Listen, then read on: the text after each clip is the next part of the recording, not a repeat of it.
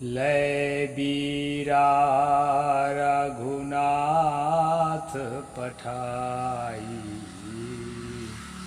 लंका जारी सिया सुदिलाई। नमस्कार दोस्तों, मैं अविनाश दास रेशनल कबीर यूट्यूब चैनल में आप सबका हार्दिक स्वागत करता हूं। साथियों, यदि इस चैनल को आपने सब्सक्राइबर नहीं किया है तो सब्सक्राइब ज़रूर करें, शेयर करके अपने सभी साथियों तक पहुंचाएं, बेल आइकन को प्रेस करें, ऑल नोटिफिकेशन ऑन करें और मुझे कमेंट ज़रूर लिखें। साथियों, सुबह के सत्र में मैंने कबीर और रामानंद नाम की पुस्तक को पढ़ करके आपको सुनाया। जो उस स्ट्रीम को ना देखे हों ज़रूर देखें। बहुत महत्व की बात है दोस्तों कि जातिवादी की प्रताड़ना से किस प्रकार 5 लोग, परिवार के 5 सदस्य आत्महत्या कर लेते हैं, और वह भी ब्राह्मण ही। यानी ब्राह्मण को ब्राह्मण ही किस तरह से प्रताड़ित किए कि बाल बच्चे समेत उनको आत्महत्या करने के लिए विवश कर दिए। तो कबीर और रामानंद पुस्तक पर आधारित वह स्ट्रीम है दोस्तों। और अभी का जो शाम का रोज का नियमानुसार स्ट्रीम है मनुस्मृति पर। मैंने तुलसी गोसाई की एक हनुमान चालीसा के बोला चौपाई, ले बीरा रघुनाथ पठाई, लंका जार सिया सुधलाई, हनुमान जी के लिए कहा गया है। हनुमान को एक दूत के रूप में भेजा गया था।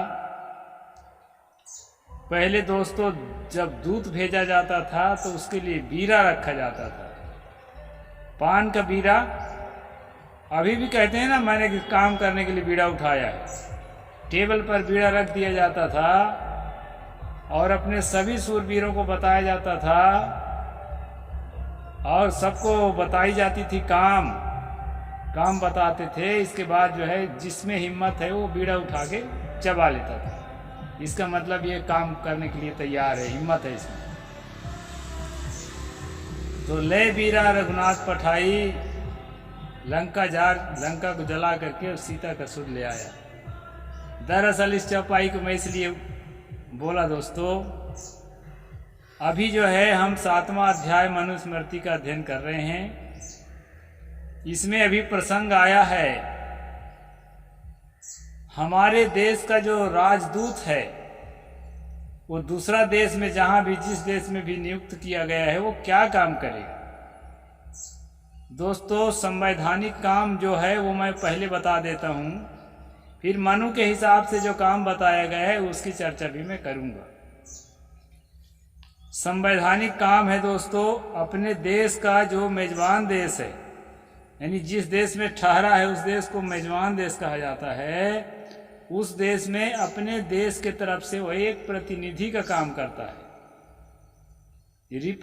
रिप्रेजेंटेटिव आप कह सकते हैं।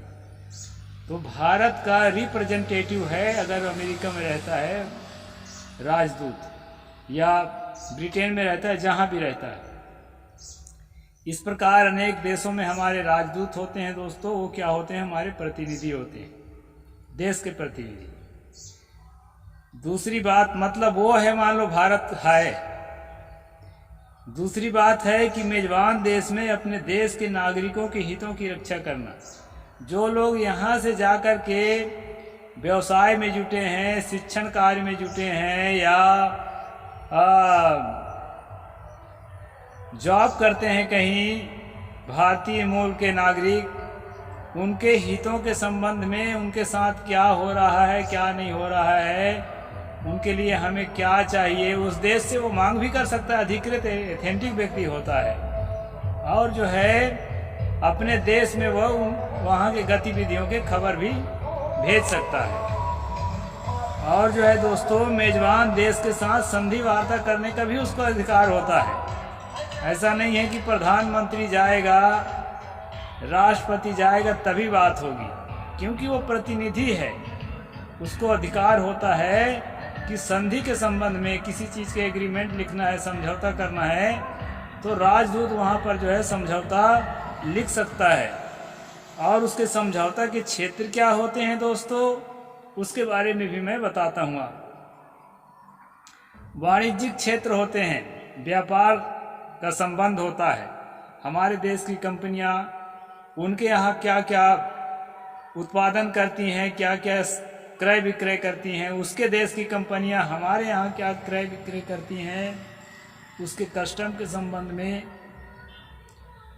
उसके आदान प्रदान, एक्सपोर्ट और इंपोर्ट के संबंध में उनके गतिविधियों की जानकारी रखना और संबंधित विभाग को जो है संदेश देना। सांस्कृतिक गतिविधियों पर भी निगरानी रखता है, जो कल्चरल चीज़ें हैं उस देश का या इस देश का, और वैज्ञानिक जीवन पर भी वो जो है निगाह रखता है। ये हमारे देश के संविधान के द्वारा जो कार्य बताया गया है राजदूत का, उसके आधार पर मैं कह रहा हूँ दोस्तों, वो सब में उसको निगाह रखना है। और बहुत सारे काम हैं, लेकिन मैं वीडियो में संक्षेप में थोड़ी बात बता देता हूँ। उस पर निगाह रखना और जो है वहाँ की बातों को, महत्वपूर्ण बातों को यहाँ खबर देना। इसके अलावा जो अन्य लोग इस प्रकार के काम करेंगे जो एथेंटिक नहीं है, तो वो लोग जो है ना जासूसी के इल्जाम में वहाँ की सरकार उसको सजा दे सकती है।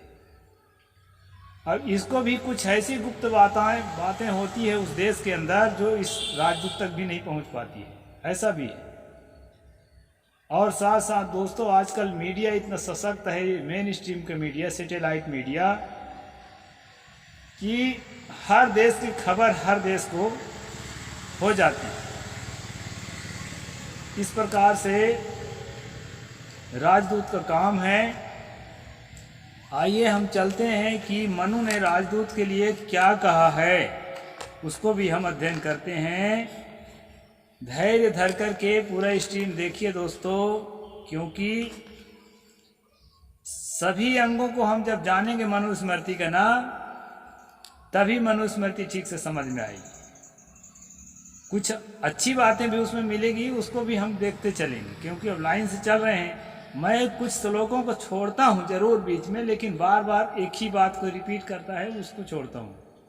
ऐसे नहीं छोड़ता, यहाँ के सारे विषयों को लेकर के मैं चल रहा हूँ। तो अब चलते हैं दोस्तों, क्या कह रहे हैं मनु जी। राजा अपने कार्यों के संपादन करने के लिए जितने मनुष्यों की आवश्यकता उतने आलस्य रहित कार्य दक्ष प्रवीण व्यक्तियों को रखे।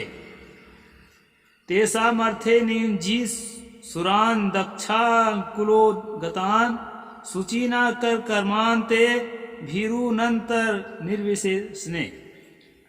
उसमें जो सूर मतलब बहादुर, दक्ष और पवित्र व्यवहार के हों, उन्हें सोने चांदी की खान और अन्न आदि संचय के स्थान में नियुक्त करें। मतलब जो पवित्र व्यवहार के ईमानदार आदमी हैं, उनको सोने चांदी का जो खदान है या उनका संचय स्थान का मतलब स्टोर है, उन जगहों पर नियुक्त करना चाहिए। जो कार्य दक्ष हो, प्रवीण हो, ईमानदार हो, सूरवीर हो, उसकी सुरक्षा के लिए जो है अपने कुर्बानी दे सकें, कहना चाहिए कि वफादार हों, ऐसे लोगों को रखना चाहिए। राजभवन के किसी भी हल्के के काम में नियुक्त करें। भीरू स्वभाव के हों, उन्हें राजभवन के किसी भी हल्के काम में नियुक्त कर दें। स्वभाव देख करके, मतलब वो योग्यता देख करके, ये तो अच्छी बात है, योग्यता देखकर ही काम देना चाहिए। दूतम चैव प्रकुर्वीतम सर्वशास्त्र विशारदम इंगिताकार चेष्टम शुचिम दक्षम कुलोदगतम। अब हम आते हैं राजदूत, जिसकी मैं चर्चा कर रहा हूँ। राजदूत को कैसे होना चाहिए? जो सब शास्त्रों में कुशल, मतलब बहुत साल के प्रकार की विद्या पढ़ा हुआ आदमी हो, इंगित इशारा को समझने वाला हो, आकार मुख के भाव को, कोई आदमी आता है ना या किसी से मिलते हैं तो कभी कभी क्या होता है, उसके अंदर कुछ और बात होती है लेकिन वो कहता कुछ और है। तो उसके बॉडी लैंग्वेज को देख करके उसके अंदर की बात का अनुमान लगाने की क्षमता, ये बात यहाँ कही है। चेष्टा से मन का भाव समझने वाला, पवित्र चरित्र, चतुर और कुलीन हो, उसे राजदूत बनावे। अब यहाँ क्योंकि मनु का सिद्धांत ही है ब्राह्मणवादी, तो हर काम के लिए कुलीन मतलब ब्राह्मण, क्षत्रिय, वैश्य ही होना चाहिए। राजदूत के लिए भी लक्षण तो अच्छा बताया है, ऐसे लक्षण होना ठीक है,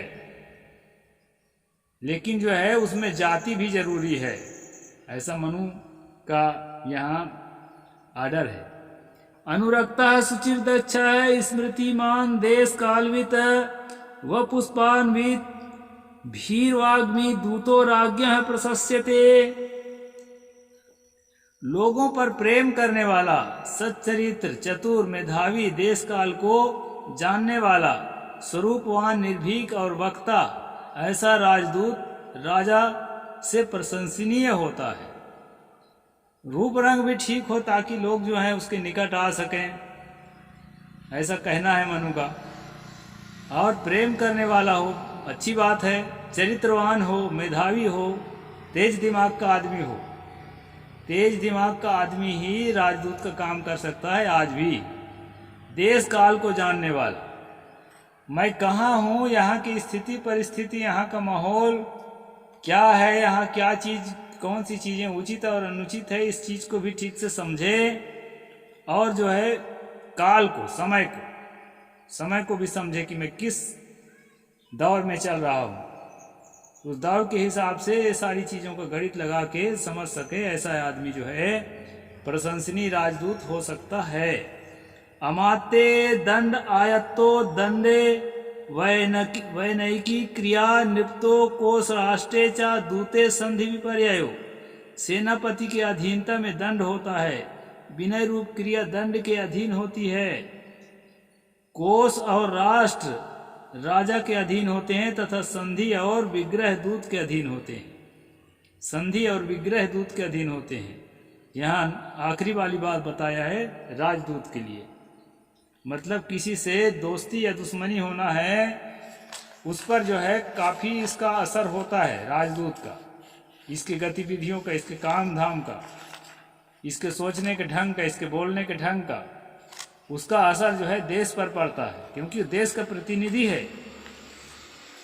आगे कहते हैं दूत एव ही संघते भिन्नत्येव च संघात दूतस्कृते कर्म विद्यन्ते एन मानवा। दूत ही बिगड़े हुए को मिलाता है और मिले हुए को फोड़ता है। दूत ऐसा काम करता है जिससे शत्रु पक्ष का जन बल छिन्न भिन्न हो जाए। अब ये जो है आखिरी में मैं अभी एक चौपाई बोला था, ले बीरा रघुनाथ पठाए लंका जार सिया सुधलाए, वो वाली बात हम बताया है कि राजदूत ऐसा हो कि जरूरत पड़े पर शत्रु को छिन्न भिन्न कर डाले, उसके जन बल धन बल। दोस्तों सबसे बड़ी चीज पेचीदी बात है कि अगर हम उसके आंतरिक भेद को जानते हैं अच्छी तरह से, आने वाले समय में अगर कभी हमारी मित्रता की जगह शत्रुता हुई तो उसको भेद को अगर हम जानते हैं तो उसको भेद को भेदने में हमें आसान हो सकता है। उसके शक्ति को हम जानते हैं कि उसके परमाणु शक्ति की क्या स्थिति है, उसके इकोनॉमी को हम जानते हैं कि उसके इकोनॉमिकल पोजीशन क्या है। बहुत सारी चीज़ों को राजदूत के माध्यम से हम जानते हैं, तो उससे दोस्ती या दुश्मनी करने के लिए हमें जो है कहना चाहिए कि समझ होती है। ऐसा यहाँ मनु को कहना है, मनु को कहना है और कहना ठीक है। यहाँ तो छिन्न भिन्न करने की बात भी कह रहे हैं, छिन्न भिन्न नहीं करना है, अब जमाना दूसरा है। सा विद्या दस्य कृत्येषु निगूढ़ इंगित चेष्टैः आकार मिंगितम चेष्टा भृत्य तेवचा चिकीर्षितम। दूत प्रतिपक्षी राजा के कार्यों में नियुक्त सेवकों के इंगित और चेष्टा से उनके प्रति आकर इंगित और चेष्टा जाने और सेवकों के प्रति उस राजा का कैसा भाव है यह भी जान ले। सेवकों को अपने कार्यकर्ताओं के साथ राजा का क्या बिहेव है उसको भी जानना है, और जो है सेवकों की चेष्टा को उसके जो है यही है बॉडी लैंग्वेज की बात है। इसमें बॉडी लैंग्वेज समझने का ज्ञान अच्छा होना चाहिए। बुद्ध्वा सर्वं तत्त्वेन पर राजस्य कीर्षितम तथा प्रयत्नमात् चेष्टेषु आत्मानं च पीडयेत्। प्रतिपक्षी राजा के मन का भाव भली भांति जानकर ऐसा यत्न करे जिससे अपने ऊपर कोई संकट न आए। सबसे पहली जिम्मेदारी तो राजदूत की यह है कि वो जो है अपने ऊपर संकट आने से अपने को बचाए, और भेद भी जाना है और अपने को बचा भी सके। वैसे आजकल जो है सभी देशों में नियम है, कानून है, किसी देश के राजदूत को कोई छेड़ा नहीं जाता है, बल्कि उससे वार्ता की जाती है। लेकिन जो है अब कहेंगे कि फिलिस्तीन के साथ इजराइल का ऐसा संबंध हो जाए, रूस के साथ यूक्रेन का ऐसा संबंध हो जाए, तो जो घोर दुश्मनी है, हालांकि वहाँ भी राजदूतों को नहीं छेड़ा जाता है, उसकी भी एक नियम मर्यादा है, लेकिन ऐसा हो सकता है। दुश्मनी बहुत खतरनाक चीज है। जांगलम समसंपन्यमार्य प्राय मनाविलम रम्या मानसामतम स्वजीयम देशमावसेत। जो देश प्रचुर धान्य आदि से संपन्न हो, जहाँ धार्मिक लोग बसते हो, निरोग आदि निरुपद्रव और रमणीय स्थान, जहाँ आसपास रहने वाले लोग विनीत हों, जहाँ सुलभ जीविका हो, ऐसे देश में राजा को निवास करना चाहिए। अब राजा तो अपने ही देश में निवास करेगा, अब दूसरे देश में ज़्यादा निरोग है, ज़्यादा धन्य धान से भरपूर है, तो मतलब लड़ भिड़ करके उसको लूट खसोट करना पड़ेगा। तो लूट खसोट करके ही वहाँ पर जो है वो रह सकता है, नहीं तो अपने देश में ही रहना पड़ेगा।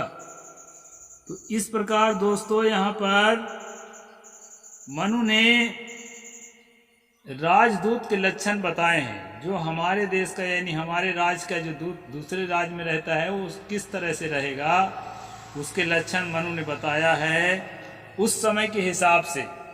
और आज के हिसाब से जो बातें हैं शुरू में मैंने आपको बता ही दिया, और विस्तार से आप जो है उसको जान सकते हैं दोस्तों। तो आज का वीडियो मैं यहीं पर पूरा करता हूँ। साहिब बंदगी। जय भीम, नमो बुद्धाय, जय भारत।